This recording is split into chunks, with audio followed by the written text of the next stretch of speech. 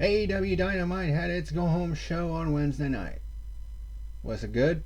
For sure. Let's get into it. This is All Elite Review.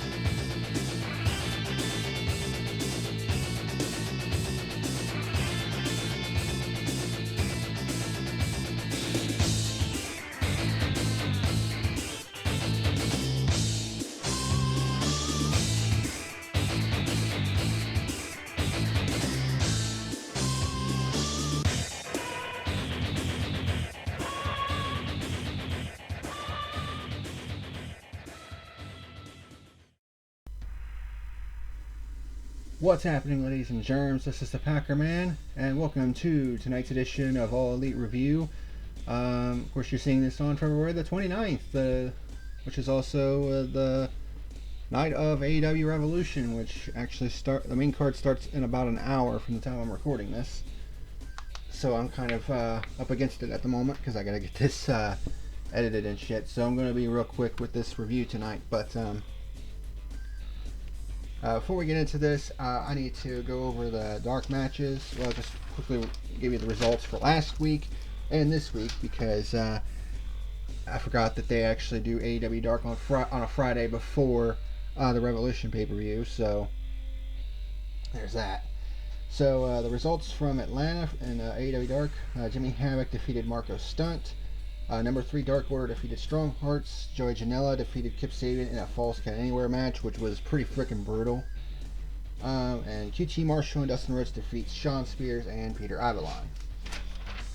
And then in Kansas City, we had the debut of Luther, who defeated Sonny Kiss. The Dark Order defeated Michael Nakazawa and Peter Avalon. Britt Baker defeated Miranda Alize. And Private Party defeated Shawn Spears and Brandon Cutler. So those were the dark results for the last 2 weeks in Atlanta and in Kansas City.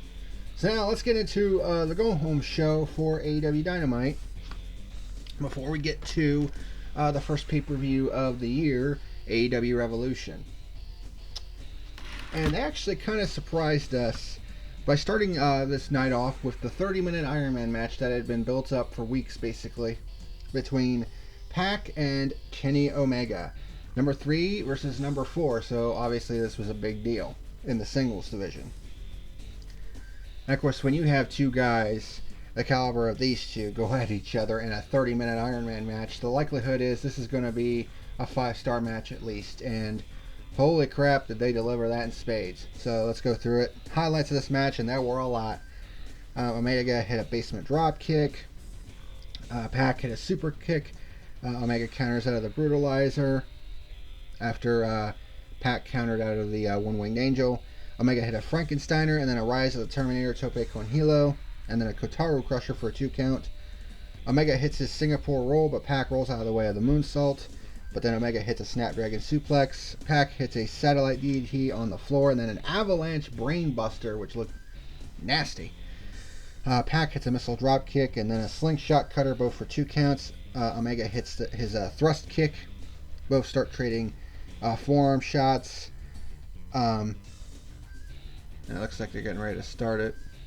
I don't know if I have the TV muted, but looks like I do though. I lost my place. Damn it. Both start trading forearm shots. Pac hits a pump kick and a rebound German suplex. Omega hits a series of V triggers and a Tiger Driver 98 for a 2 count.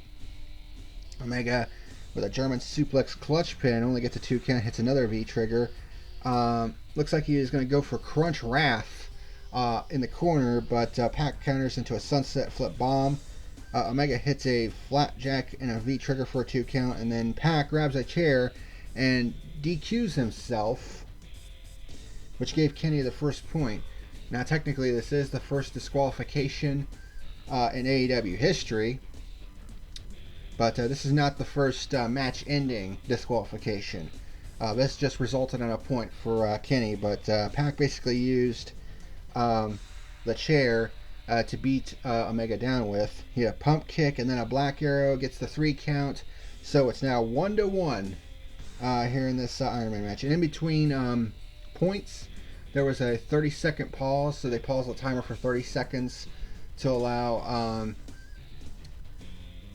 the wrestler who got pinned basically to recuperate. Pac hits a nasty Falcon Arrow off of the apron onto the floor, and that was stiff. And then Pac drop kicks Omega into the referee as he's trying to get back into the ring. So with the referee down, Pac drags out a table, and he hits a shooting star press onto Omega through the table, and it looked like part of the table actually came up and whacked him right in the head. So he, not that hard though, but I think he sold it really well. Then a 10 count was initiated. Pac got back in, and Omega barely got back in. Like, the referee was super lenient on this one. And then Pac tries to go for the black arrow once again, but Omega blocks it with by getting his knees up. He hits a V-trigger and then a Uranage for a 2 count. Hits another V-trigger. Goes for the one-winged angel, but Pac counters with a poison Frankensteiner. Just absolutely fucking spiked him. And it looked a lot better than the one they tried back at All Out, which they botched that one. And it completely sucked the wind out of the arena. Not in this case. Then Pac hits another satellite DDT and turns it into the Brutalizer. Omega gets to the ropes with less than 2 minutes to go, but then Pac locks in the Brutalizer once again. Omega tries to fight his way out of the Brutalizer in a couple of instances, but Pac kept locking it back in. But Omega managed to last through the full 30 minutes. So the match ends in a tie, 1-1. And Pac was so frustrated that he actually knocked the referee out. But then Justin Roberts basically came over, had something come through his ear because he was wearing an earpiece. He said, "May I have your attention, please? I've been informed that this match will continue under sudden death rules." So the match continues beyond the 30 minutes. And as soon as the bell rings, Omega hits a V-trigger. And then Aubrey Edwards comes down to take over the refereeing duties. And I tell you one thing, she is the most over referee in the entire business right now. I mean, how often, let's think about this for a minute. How often do you hear a crowd chanting for a referee's name? Not very often. But I mean, Aubrey Edwards, I mean, she takes her job very seriously, and she knows what, the ins and outs of what being a referee is supposed to be, and enforcing the rules when they're supposed to be enforced. You know what I mean? And I think a lot of people have respected her for that. I have a lot of respect for her for that. So anytime Aubrey, it seems like every time Aubrey Edwards comes out, to referee, she gets a huge pop. But then Omega hits a Ripcord V-trigger, which was kind of an homage to his biggest rival,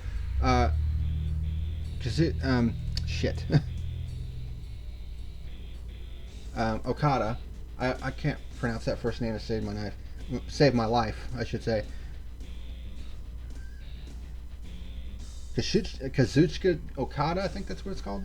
What his name is called. But the Rainmaker, basically.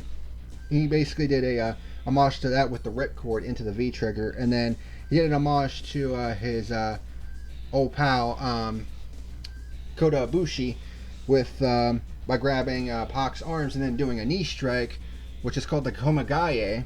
Only got a 2 count, though. And then Omega finally hits the one-winged angel for the 3 count and the victory. And I had said in previous weeks that this was probably going to be a 5-star match, and it was. 5 stars out of 5 is my rating for this match. It was absolutely fantastic. Tony Schiavone interviews Pac after the fact. Pac gets a little miffed at him for some of the things that Tony was saying. Then Orange Cassidy comes out, Pac is basically like, oh, this has to be a joke. But then Orange Cassidy actually takes his glasses off. So it's like, it's a little bit serious this time. And then Pac attacks him afterwards, which actually leads to something a little bit later on. The next match was a 6-man tag match between the Inner Circle and the Jurassic Express. Highlights of this match: Jungle Boy hit a shotgun dropkick on Guevara. Luchasaurus hit a tail whip on both members of PMP, Proud and Powerful. Marco with a missile dropkick on both members of Proud and Powerful. Jungle Boy with tope suicidas on both members of Proud and Powerful.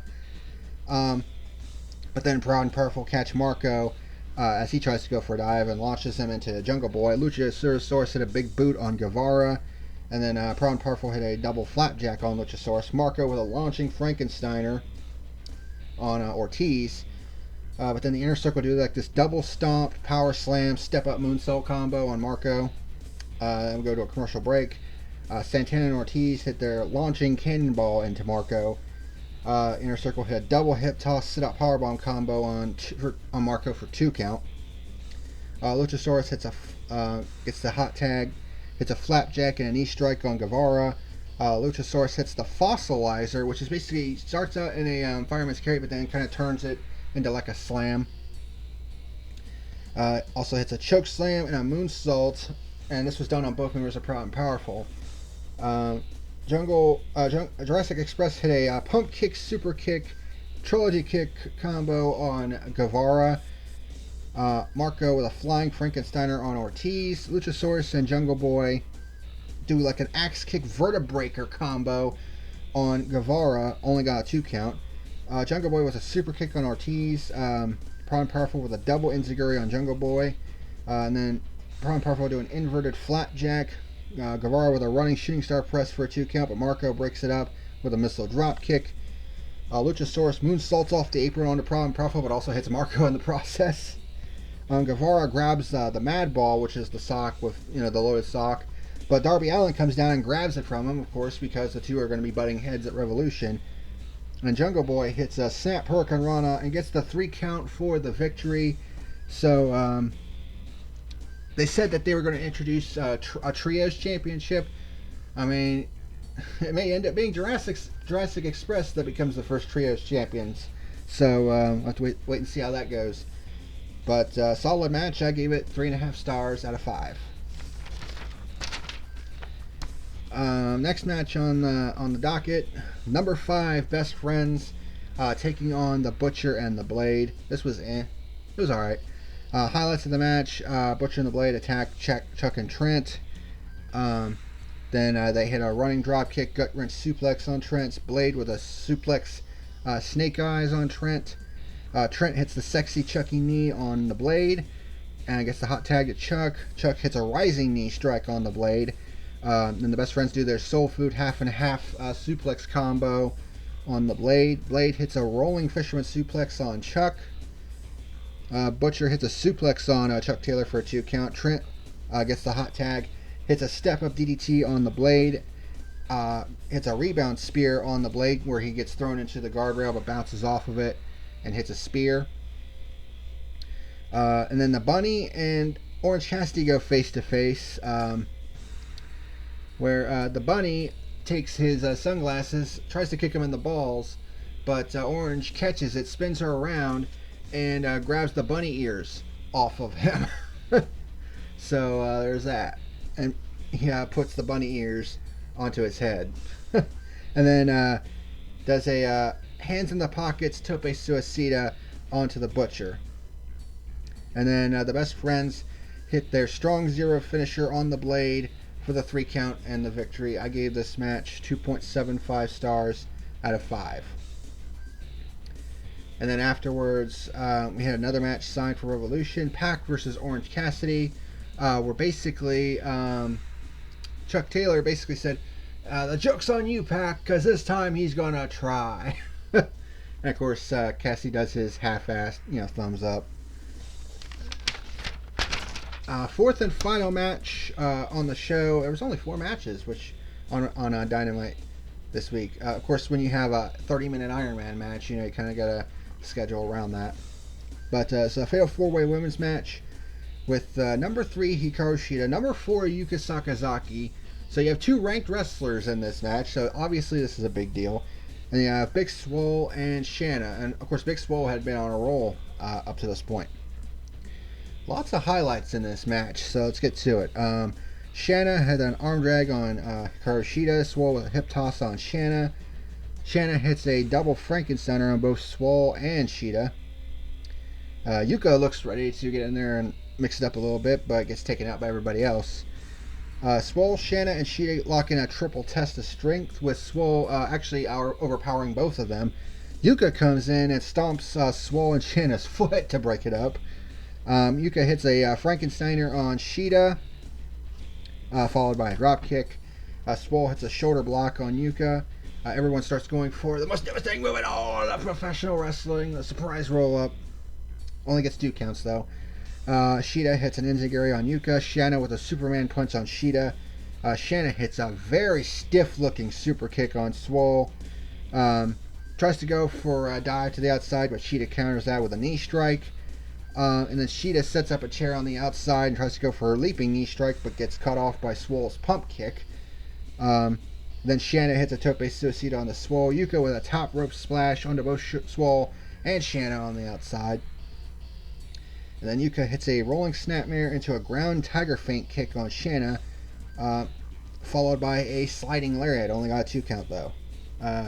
Then she puts Shanna into kind of like an inverted spider clutch, where she looks like she's going to go for like a poison Frankensteiner, but she's hanging over the top rope in a kind of a chokehold. Then Shanna hits a tilt-a-whirl slam on Yuka. Didn't look all that good for a 2 count. Goes for her vertical butterfly DDT, which is basically the underhook lifts her up into kind of like what looks like a suplex, but then turns it into like a version of the Angel's Wings. But Shida takes Yuka from her and swipes her in the head with Yuka, and Shida sets up Yuka in the corner and then hits a suplex on Shanna into Yuka, which looked pretty cool. Swole hits a basement drop kick and a short flatliner on Shida. Hits a nice roundhouse kick on Yuka that looks stiff as hell. Swole with a roundhouse kick and a sweep into a headbutt, or tries to go for the roundhouse kick and a sweep, which Shanna dodged, but then hits a headbutt, which is a typical Swole spot. And then gets sent onto the apron, cuts Shanna off and hits a step through cutter on Shanna for a 2 count. Shida hits a missile drop kick on Swole. She's setting up Shanna for a move. Gets a 2 count. Yuka comes in with a sliding lariat on Shida for a 2 count. Shanna hits the vertical butterfly DDT on Yuka for a 2 count. Goes up to the top rope. Both Yuka and Shida try to do like a double superplex, but Shanna knocks them both down, sort of, where they're hanging, and she does a hanging double stomp on both Yuka and Shida.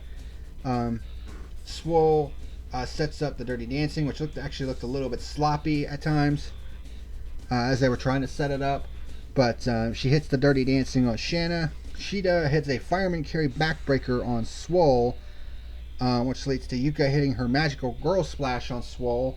But before she could get the count, Shida picks her up into kind of a modified Falcon Arrow and basically drops Yuka onto Swole. Tries to pin them both, but only gets a 2 count in that instance. But not wasting any time, she gets back into it, hits the 3 count knee strike on Swole, and gets the pinfall victory. So a big deal for Shida. Obviously, with her getting the victory in a Fatal 4-Way like this, especially with Yuka Sakazaki being involved, all things considered, with her being the number 4 ranked wrestler, big win for Shida, and you would have to expect that Shida is going to be probably one of the next contenders for the AEW Women's World Title. So good match overall. I gave this match 3.5 stars out of 5. And that was basically it for the matches on this night. Basically, the rest of the show was filled out by the JR sit-down with the Young Bucks and Kenny Omega and Hangman Adam Page. which of course got a little bit heated. Nick Jackson with the line that basically said, you were a jobber in Ring of Honor before we brought you into the Bullet Club, and now look at you, you're a star. You have a chip on your shoulder, and then Adam Page is like, the only thing that's been on my shoulder is this tag team championship, which has been the biggest accomplishment of my career, and the first chance you two get, you want to take it away from me. And then he says, my glass is empty, so I'm out. So it's going to be interesting to see what happens tonight on Revolution, whether they turn Hangman Page heel or not. I mean, as over as he's been with the new, drunken cowboy gimmick, I honestly doubt it. I don't know how they're going to. I don't know how this one's going to shake out, to be honest. And then in the main event time slot, we had the weigh-in between Chris Jericho and Jon Moxley. And I already forgot his name. Damn it! They had one of their a WCW ring announcer come out. He a legendary ring announcer, had been announcing for like 45 years. I forget his name to save my life. God damn it!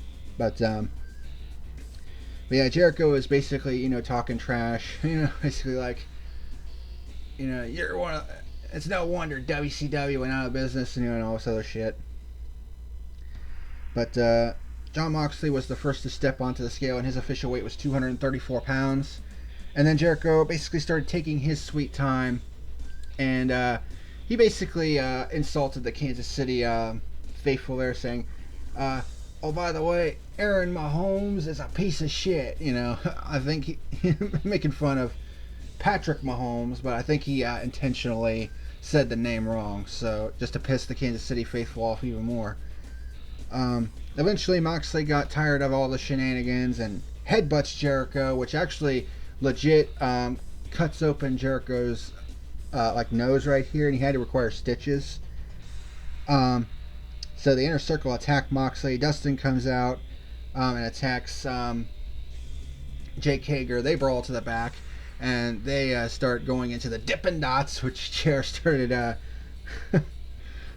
started freaking out over. Not the Dippin' Dots! That's a funny part. Darby Allin comes out as well, but gets cut off at the pass by Sammy Guevara.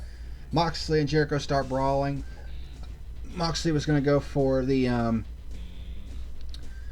paradigm shift, but gets low blowed by I think it was either Santana or Ortiz. I can't remember. And Jericho hits the Judas effect, and then he hits the paradigm shift onto the scale to end the show with him with the belt raised high, although he still had that scar, that cut on his nose, which actually looked pretty nasty.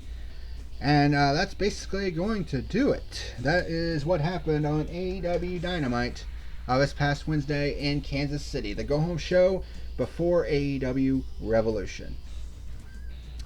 So my final overall rating for this show, I mean, honestly, it wasn't as good overall as the previous two shows, but it was still a pretty good show overall. And of course, that 5-star classic, the 14th I've given since I started doing these reviews. As the phone starts to ring, damn it. 1 second. Sorry about that. My final rating for this show, I'll give it an 8 out of 10. Solid 8 out of 10. And that's that basically continues the month of February, where AEW's just been awesome. But that's going to do it for this review. A little bit shorter than usual, but I kind of wanted to hurry things up a little bit because Revolution's getting ready to come on as I'm watching it right now. I haven't officially started the pre-show yet, so that's good. Allow me to get ready to start doing the note taking and all that shit. And of course, I'm also DVRing it just in case I miss anything. So, but that's going to do it for today on All Elite Review. Thank you very much for watching. Here are my personal rankings leading into Revolution, and I'll see you on Monday for my official Revolution review. Take care, everyone. I'll see you next time.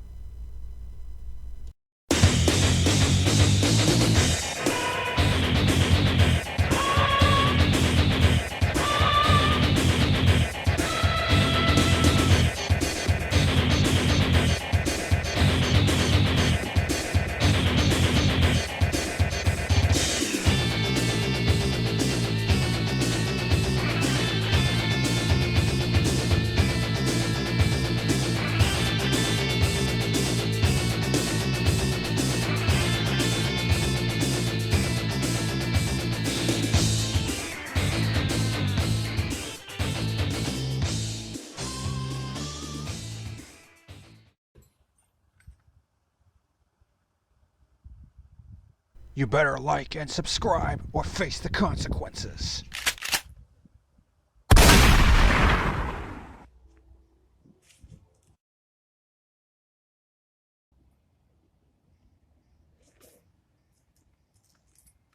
You have been warned.